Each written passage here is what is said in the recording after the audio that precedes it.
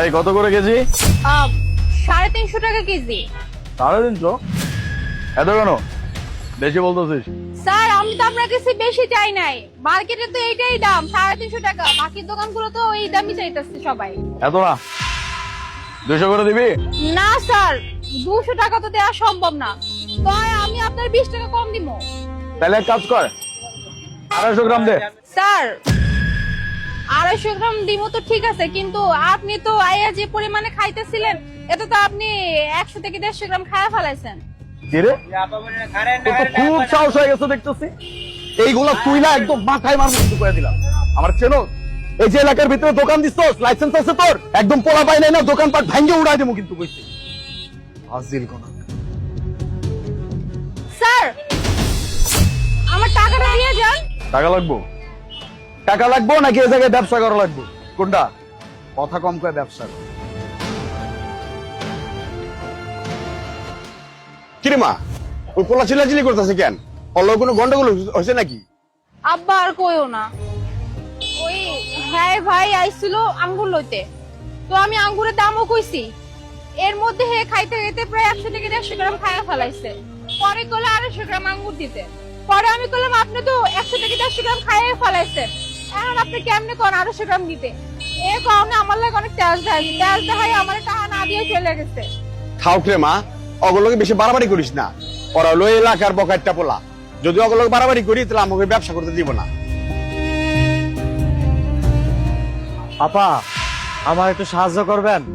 আসলে আমি আজকে সকালবেলায় গ্রাম থেকে আইছি ঢাকা শহরে চাকরির লেগা, কিন্তু গাড়ির থেকে নাইমা কিছুক্ষণ যাওয়ার পরে আমার সাথে সাথে যা ছিল সব শুরু হয়ে গেছে। আমি এখন গ্রামেও যাইতে পারতাছি না, আর এখন পর্যন্ত কিছু খাই না। আমার একটু সাহায্য করতে পারবেন? এই যাও তো, যাও, মন মেজাজ খারাপ আছে, যাও। তুমি থামো তো ভাইয়া, কি হয়েছে আপনার? আসলে আপু হয়েছে কি, আমি যখন গ্রাম থেকে গাড়িতে উঠছি না, আমার মলম পাটিরা মলম লাগায়া আমার মোবাইল, মানি ব্যাগ, টাকা পয়সা, আর ওই মানি ব্যাগের মধ্যে আমার চাচার একটা ঠিকানাও ছিল, ওইগুলা সব লয়ে গেছে। আর চাচার ঠিকানাটা হারাই ফেলছি, বাড়িঘর কিছুই খুঁজা পাইতাছি না। এখন পর্যন্ত আমি কিছু খাই নাই। আপনি যদি আমার একটু সাহায্য করতেন তাইলে আমি গ্রামে ফিরে যাইতে পারতাম। আচ্ছা ঠিক আছে ভাইজান, আপনি একটু দাঁড়ান। অবশ্য আজকে তখন বেচা কিনা হয় নাই, তবুও দেখি আপনার লাগে কতটুকু করতে পারি। এই যে ভাইয়া 500 টাকা, এটা রাখেন। ঠিক আছে। কিরে মা, এমনি বেচা কিনে নাই, তারপর তোর মা অসুস্থ, আর তুই ওরা 500 টাকা দিয়ে দিলি? আব্বা তুমি মন খারাপ করো না, মানুষ খারাপ করলে আমরাও কি মানুষের লাগে খারাপ করো? দেখবা আল্লাহ ঠিকই একটা ব্যবস্থা করে দিবে, তুমি চিন্তা করো না, মনও খারাপ করো না। আচ্ছা ঠিক আছে, বেচা কেনা কর, আল্লাহ ভরসা। আচ্ছা ঠিক আছে।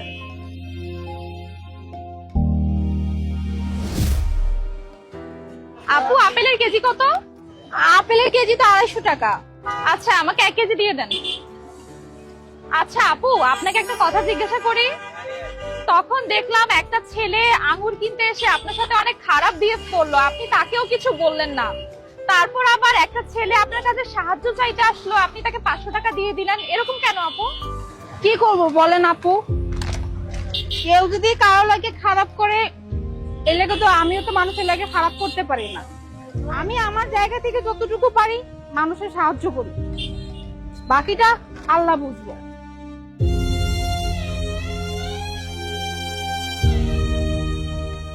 এই যে আপনার আপেল,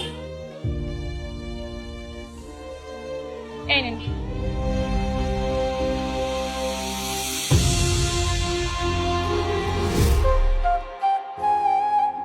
কিরে মা, কোনো বেচা কিনা হইলো? আব্বা 1 কেজি আপেল বিক্রি করছি। এই যে আপু আপনি আমাকে এগুলো কি আপেল দিচ্ছেন? হ্যাঁ সবগুলো আপেল পচা, আপনি আমাকে আবার টাকা ফেরত দেন। আপু আপনি কি করতেছেন? আপনার চোখের সামনে তো আমি ফ্রেশ আপেল গুলো দিলাম, আপেল ফ্রেশ আছে, আপেলে কোনো সমস্যা নাই তো। না না সবগুলো আপেল পচা, আমি আপেল নিব না, আপনি আমাকে আবার টাকা ফেরত দেন।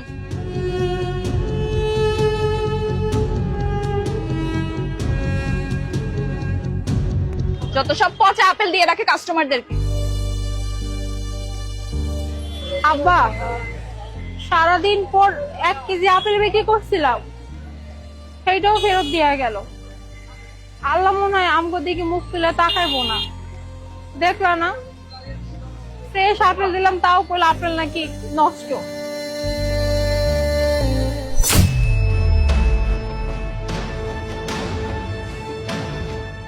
আব্বা, এই পুরো প্যাকেট ভর্তি তো কতগুলো টাকা। তার মানে আব্বা আমি ভুল ছিলাম, আমি আমি একটু আগে যে কথাটা কইছি একদম মিথ্যা কথা কইছি। আল্লাহ কিছু করছিল তাকাইছে, ওই যে ম্যাডাম ছিল না, সেই আমগো উপকারটা করে দিয়ে গেছে। আমি তোমার কইছিলাম না আল্লাহ কোনো না কোনো ভাবে মানুষের উপকার করে।